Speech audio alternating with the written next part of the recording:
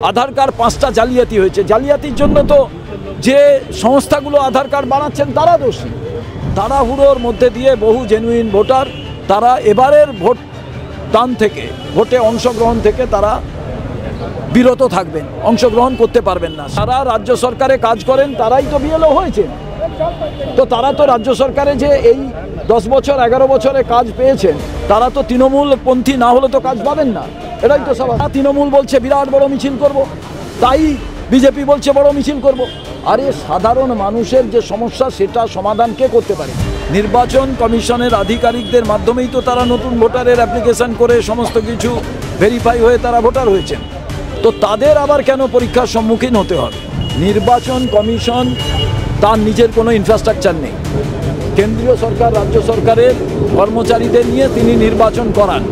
দিন ধরে তো তারা বলছিলেন যে এসআইআর মানছি না। তারপরে তো দেখলাম তারাও BLA 1 BLA 2 নির্ধারণ করছেন, তারাও এতে পার্টিসিপেট করছেন, এলাকায় এলাকায় বলে দিচ্ছেন।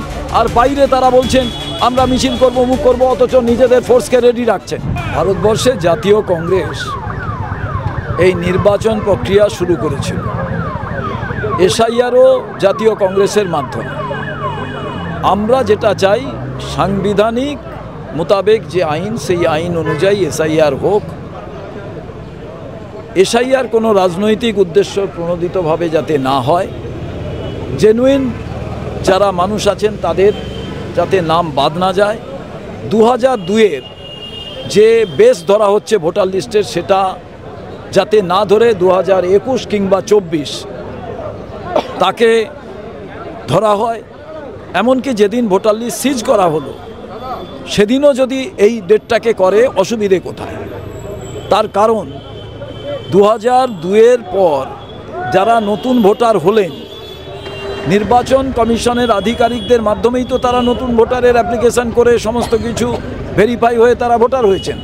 তো তাদের আবার কেন পরীক্ষার সম্মুখীন হতে হবে অন্য পন্থায়? এবং দ্বিতীয় জিনিস, এত কম সময় কেন, এত তাড়াহুড়ো কেন? 1 বছর ধরে তো এসআইআর প্রক্রিয়া চালানো যেতে পারে, অসুবিধাটা কোথায়? এই যে নির্বাচন পশ্চিমবাংলায় হবে এটা তো জানা ছিল, কেন বিহারের সঙ্গে একসঙ্গেও করলেও একটা আমরা বুঝতাম। এই তাড়াহুড়ো করার প্রক্রিয়াটা একটাই কারণে, এটাকে একটা ফিয়ার সাইকোসিস তৈরি করার প্রক্রিয়া চলছে। আত্মহত্যার ঘটনা চলছে, বিভিন্ন রাজনৈতিক দল বিভিন্ন কথা বলছেন। নির্বাচন কমিশন এগিয়ে এসে তারা কিন্তু কোনো অফিসিয়াল স্টেটমেন্ট এখনো পর্যন্ত দিচ্ছেন না। আমার প্রশ্ন যে নির্বাচন কমিশন এসআইআরের দিন ঘোষণার পর সুসাইড যখন হলো, সেই সুসাইডের দেহ পুড়িয়ে দেওয়ার আগে পর্যন্ত নির্বাচন কমিশন তো অনেক কিছু ব্যবস্থা গ্রহণ করতে পারতেন, যে পুঙ্খানুপুঙ্খ সে বিষয় মানুষের কাছে সঠিক তথ্য পরিবেশনের জন্য। তা তো তারা করেননি। আমার এখানে একটাই প্রশ্ন, আমরা মনে করছি তাড়াহুড়োর মধ্যে দিয়ে বহু জেনুইন ভোটার তারা এবারের ভোট দান থেকে, ভোটে অংশগ্রহণ থেকে তারা বিরত থাকবেন, অংশগ্রহণ করতে পারবেন না। সেই কারণে আমরা সুপ্রিম কোর্টে যাচ্ছি এবং আমরা সুপ্রিম কোর্টে গিয়ে এই প্রশ্নগুলো, যে 16 দফা দাবি আমরা নির্বাচন কমিশনের কাছে দিয়েছিলাম, সেই বিষয়ে আমরা তুলে ধরব। কিন্তু যেদিন থেকে 4 তারিখ এখানে ড্রাইভ শুরু হবে, সেদিন থেকেই অভিষেক মমতা পথে নামছে। আমার প্রশ্ন তো, এতদিন ধরে তো তারা বলছিলেন যে এসআইআর মানছি না। তারপরে তো দেখলাম তারাও BLA 1 BLA 2 নির্ধারণ করছেন, তারাও এতে পার্টিসিপেট করছেন, এলাকায় এলাকায় বলে দিচ্ছেন। আর বাইরে তারা বলছেন আমরা মিছিল করব, মুখ করব, অথচ নিজেদের ফোর্সকে রেডি রাখছেন। ব্যাপারটা তো আমরা কেউ বুঝছি না। এই যে আজকে সুসাইড হচ্ছে, সেই সুসাইডের পর যে সুসাইড নোট পাওয়া যাচ্ছে, আমি প্রদীপ করের বাড়ি গেছিলাম, তার আগেই তৃণমূলের নেতৃবর্গ গেছিলেন। আমি দেখলাম প্রদীপ কর বাড়ি, তার যে আত্মীয়রা বাড়িতে নেই। এইবার তারা চাপে না, তারা তাপে না, তারা বাধ্য হয়ে কি তারা বাড়িতে থাকলেন না, নাও থাকতে পারেন। কিন্তু নির্বাচন কমিশন কেন এগিয়ে এলেন না? তার কারণ নির্বাচন কমিশন তো টিএমসিকে সুযোগ করে দিচ্ছে, বিজেপিকে সুযোগ করে দিচ্ছে। এবং এই দুটো রাজনৈতিক দল তারা যে বাক্যালাপ, তাদের যে বিতর্ক, একে অপরে আকচাকচি করছে, এটা তো টোটাল পরিবেশটা উত্তপ্ত হয়ে উঠছে এবং মানুষ সেখানে আরও ভয় পেয়ে যাচ্ছেন। এই জায়গাটায় আমরা জানতে চাইছি নির্বাচন কমিশন শুড কাম ফরওয়ার্ড অ্যান্ড তাদের যে বয়ান, তাদের যে অফিসিয়াল স্টেটমেন্ট, সেটা দেওয়া প্রয়োজন। 45 জনকে আজকে বনগাঁ থেকে গ্রেপ্তার করা হয়েছে। এরা সবাই বাংলাদেশ যাচ্ছিলেন, পালিয়ে যাচ্ছিলেন বা যাচ্ছিলেন। আমরা গতকালই খবর করেছি যে প্রচুর বাংলাদেশি যারা কিন্তু আস্তে আস্তে মানে এপার বাংলা থেকে ওপার বাংলায় চলে যাওয়ার চেষ্টা করছে। গরিব মানুষজন, ম্যাক্সিমামটা মুসলিম। কী বলবেন? আপনাদের কালকে একজন আত্মহত্যা করেছে, আমি একটা মিটিংয়ে থাকলাম, সেই সময় শুনলাম কাকলি সরকার। তাদের বয়ান হচ্ছে তারা বাংলাদেশে ছিলেন, এখানে এসছেন, যা যা পাবলিক ডোমেনে যে নিউজ এসছে। দেখুন, এখানে এসআইআর হলে আমরা তো একটা কথা বলছি যে অবাঞ্ছিত voter, dead voter, false voter যাতে না থাকে, জেনুইন ভোটার যাতে বাদ না যায়। এবং সেই জেনুইনটা নির্ধারণের জিনিস যে যে জিনিসগুলো, তার মধ্যে ধরুন একটা আধার কার্ড। এইবার আধার কার্ড 5টা জালিয়াতি হয়েছে। জালিয়াতির জন্য তো যে সংস্থাগুলো আধার কার্ড বানাচ্ছেন তারা দোষী। তার মানে সমস্ত আধার কার্ড তো আর এর জন্য বাতিল হয়ে যাবে এমন তো নয়। অতএব আমরা যেটা চাইছি, জেনুইন ভোটার যাতে কোথাও বাদ না যায়। অবাঞ্ছিত ভোটার যদি বাদ যায়, যাদের নাম নেই, যারা এখানে বাংলাদেশ থেকে এসে বসে আছেন, তারা যদি বাদ যান, যে কোনো মানুষ চাইবেন তারা বাদ যেতে, তো অসুবিধে নেই। কিন্তু সেইটা যে তারা জেনুইন কি জেনুইন নয়, কে এটা নির্ধারণ করবেন? তাদের নথি না চেক করা পর্যন্ত তো করা যাবে না। আপনারা বারবার অভিযোগ করেছেন যে প্রত্যেকটা সরকারি দপ্তর তৃণমূলের এখন পার্টি অফিসে পরিণত হয়েছে। যেটা দেখা যাচ্ছে যে পশ্চিম বর্ধমানে অভিষেকের যে ভার্চুয়াল সভা ছিল, যে বৈঠক ছিল, সেইখানে সেটা বিডিও অফিসে হলো। এমনকি পাঁশকুড়াতেও সরকারি অফিসেই তৃণমূলের অভিষেকের সেখানে ভার্চুয়াল একটা বৈঠক হয়ে গেল। সরকারি অফিসেই ভার্চুয়াল বৈঠকগুলো হচ্ছে দলীয় বৈঠক। আপনাকে আজ একটা জিনিস ভালো করে আমি বুঝিয়ে দিতে চাই। নির্বাচন কমিশন তার নিজের কোনো ইনফ্রাস্ট্রাকচার নেই। কেন্দ্রীয় সরকার, রাজ্য সরকারের কর্মচারীদের নিয়ে তিনি নির্বাচন করান। এই নির্বাচন করানোর ক্ষেত্রে বিএলও, যেটা আমি প্রথম দিনই মালদা ঘুরে এসে বলেছিলাম, এরা একটা নিজেদের মধ্যে বোঝাপড়া করে নিয়েছেন। তৃণমূলের 70 জন বিএলও থাকবে আর বিজেপির 30 জন বিএলও থাকবে, যেখানে যায় যেমন শক্তিশালী সেই বিষয়। এবং আজকে অন্য যে রাজনৈতিক দলগুলো, তাদের কথা কোনো জায়গায় শোনা হচ্ছে না।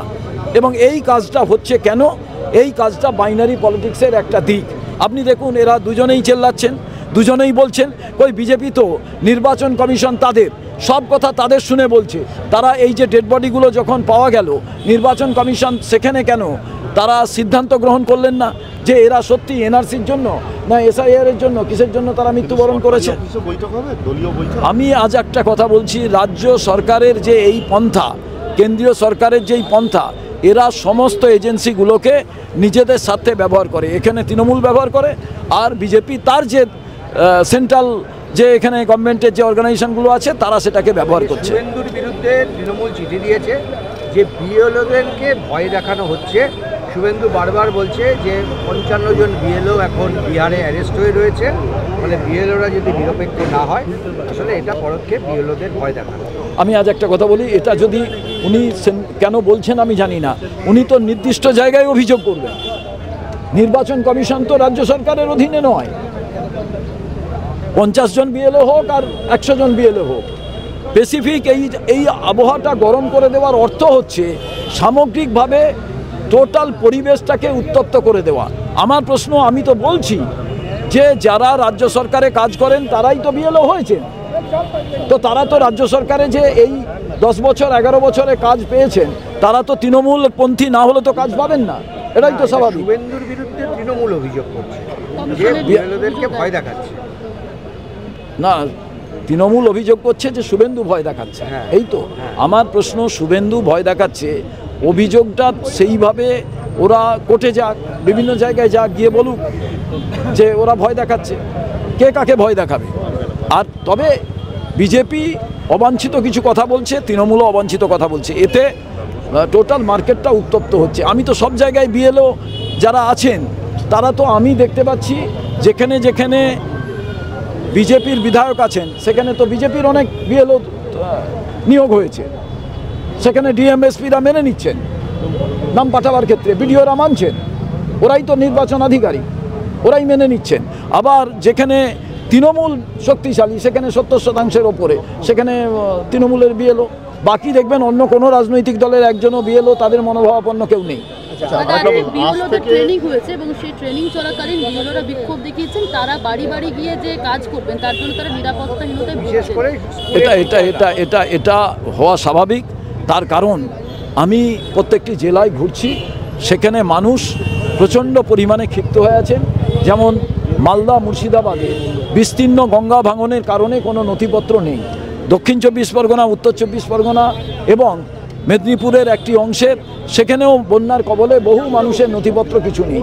ওরা এখন ভাবছেন কোনো কারণে নথিপত্র যদি চায় আমরা তো সঠিক দিতে পারবো না, তাহলে কি হবে। আজকে সকালবেলা শুনুন, এক মুদির দোকানের লোক, আমি কংগ্রেসের সভাপতি জেনে সে সভাপতি টতি জানে না, সে আমি মানে রাজনীতির লোক, বড় মাপের কিছু হব, আমার কাছে এসে বলছে আমার বাবা মারা গেছে, আমি থাকতাম সুকান্তনগরে, আমি এখন থাকি হচ্ছে বাগুইহাটির ওই জায়গায়, মধ্যিখানে আমি বাড়ি চেঞ্জ করেছিলাম, আমি কিন্তু আমার ভোটার আই কার্ড পাচ্ছি না, আমার বাবা কিন্তু 2002 সালের আগে এসেছিল, ভোটার লিস্টে তার নাম আছে, কিছু পাচ্ছি না। আবার আমি তাকে বললাম তোমাদের পরিচিত কারুর নাম আছে কিনা দেখো। পরে আমাকে ফোন করে বলল যে কাকার নাম আছে। আমি বললাম সবগুলো নিয়ে তুমি এসো। তো মানুষ একটা কনফিউশনে ভুগছেন, বিশেষ করে কলোনি এলাকার যে সমস্ত মানুষ তারা, এমনকি শান্তনু ঠাকুর আজ এমপি তাই, নাহলে উনিও টেনশানে ভুগছেন। আপনি দেখুন সমস্ত মাতুয়া সম্প্রদায়ের লোকেরাও টেনশানে ভুগছেন। এটাকে অহেতুক একটা ভয়ের বাতাবরণ তৈরি করে দেওয়া হয়েছে। এটা যদি 1 বছর ধরে এইটা করার কথা হতো কোনো অসুবিধে ছিল না। আমরা বলছি এসআইআর যেমন চলছে চলুক, নির্বাচনটা যেমন 21-এর ভোটার লিস্ট 24-এর ভোটার লিস্ট নিয়ে হয়েছিল সেরকমভাবে করতে পারেন, আর নচেত আপনারা সময় দিন, সময় দিয়ে এসআইআরটা করুন। আরেকটা ভোটারও যদি অবৈধ ভোটারের নাম থাকে তাহলে আমরা 1 লাখ লোক নিয়ে নির্বাচন কমিশন দপ্তর ঘেরাও করব। নির্বাচন কমিশন তো কার অধীনে? কেন্দ্রীয় সরকারের অধীনে। তো নির্বাচন কমিশনের কাছে বলুক ভালো করে পুঙ্খানুপুঙ্খভাবে, কেন এতদিন বিজেপি বলেনি 1 বছর আগে থেকে এসআইআরটা শুরু হোক? তাহলে তো ভালো করে এইটা ভেরিফাই, এইটা ভালো করে ইন্সপেকশন, বহু লোকের কথাবার্তা শোনা, এগুলো তো যেত। সেটা কেন করেনি? আজকে শেষ মুহূর্তে এসে ওই একই যা তৃণমূল বলছে বিরাট বড় মিছিল করব, তাই বিজেপি বলছে বড় মিছিল করব। আরে সাধারণ মানুষের যে সমস্যা সেটা সমাধান কে করতে পারে? বিএলও করতে পারে, এর বাইরে কে করবে আমাকে বলুন। তো সেই জায়গাটায় সময় দিক না। সাধারণ মানুষকে যদি 3 দিনের জায়গায় 10 দিন সময় দেয়, যে পরিযায়ী শ্রমিক মালিকের থেকে ছুটি নিয়ে এসছে, সে প্রথম দিন পারলো না, সেকেন্ড দিন পারলো না, থার্ড দিন পারলো না, সে আবার 1 মাস পরে আসবে। একটু বেশি সময় দিলে আমার মনে হয় ভালো করে কাজটা করা যেত, যেটা নির্বাচন কমিশনও চাইছেন। আচ্ছা, আজ থেকে কেরালা চরম দারিদ্র্যমুক্ত রাজ্য হলো, এইসব জায়গা তো কংগ্রেস মানে আপনারা এবং বামেরাই তো ক্ষমতা ছিল এতদিন। আজ থেকে কেরালা চরম দারিদ্র্যমুক্ত রাজ্য হলো, তার মানে ভালো হলো তো। সেটাই, এই জায়গা তো আপনারা ছিলেন এতদিন, বামেরাও ছিল। হ্যাঁ, এটা এই রকম সমস্ত রাজ্যকেই দারিদ্র্যমুক্ত করা প্রয়োজন। এবার সেই ক্ষেত্রে বাংলার মানুষ, অন্য রাজ্যের মানুষ তারা সিদ্ধান্ত গ্রহণ করবেন যে কেরালাকে দেখে শেখা উচিত। সেখানে 2টো রাজনৈতিক দল আছে, বিজেপির স্থান নেই সেখানে, লেফট আছে এবং কংগ্রেস আছে, একে অপরের প্রতিদ্বন্দ্বী। মানুষ সেইভাবেই যদি তার রাজ্যের এই সিস্টেমটাকে মেনে নেয়, এর থেকে বড় আর ভালো সিস্টেম কিছু হবে না। বিজেপি বিভিন্ন জায়গায় শোনা যাচ্ছে যে তারা বিএলও খুঁজে পাচ্ছে না, তাদের তো এমনি দলের কর্মী সংকট এবং তাদের এমনি কর্মী সংকট। আপনাকে আজ সত্যি কথা বলি, বিএলও সব দলের কাছেই হচ্ছে ক্রাইসিসের বিষয়, তৃণমূলের কাছেও ক্রাইসিসের বিষয়। কিন্তু যে দল যত বেশি পয়সা দিতে পারছে, কারণ আমাদের এজেন্ট, আমাদের পার্টি স্ট্রাকচার হচ্ছে ক্যান্ডিডেট যিনি হন তিনি এজেন্ট, তার হয়ে এজেন্ট মানুষ বসেন। বিএলও মানে কি, মানে বিএলএ মানে কি, এক একটা বুথে বিএলএ 2 এক একটা বুথ থেকে রিপ্রেজেন্টেশন, আর বিএলও হচ্ছে অফিসিয়াল যিনি কাজ করবেন নির্বাচন কমিশনের হয়ে। সেটা তো নির্বাচন কমিশনেরই সিদ্ধান্ত গ্রহণ করা উচিত কাকে বিএলও করবেন কাকে বিএলও করবেন না। ওখানে তো রাজনৈতিক দলের তো সেই সব বিষয় কিছু নেই। অভিষেক ব্যানার্জি বলছেন যে বিএলওদের পেছনে ছায়ার মতো থেকে লেগে থাকতে হবে। ও তো দেখুন ওর দলের স্ট্র্যাটেজি, ওর কর্মীকে। আবার দেখা যাচ্ছে তৃণমূলের মধ্যেই বিএলও অনিয়া, তারা নাম দিতে পারছে না। আমি আজ একটা কথা বলি, কে কেশবনাগের বই পড়বে, কে মাইতির বই পড়বে, তো তাদের বিষয়, ও নিয়ে আমাদের কিছু বিষয়। আরো ভালো ভালো খবর দেখতে সাবস্ক্রাইব করুন বাংলা হান্টের ইউটিউব চ্যানেল। বাংলা হান্টের আরো খবর দেখতে নজর রাখুন। বাংলা খবর মানেই বাংলা হান্ট।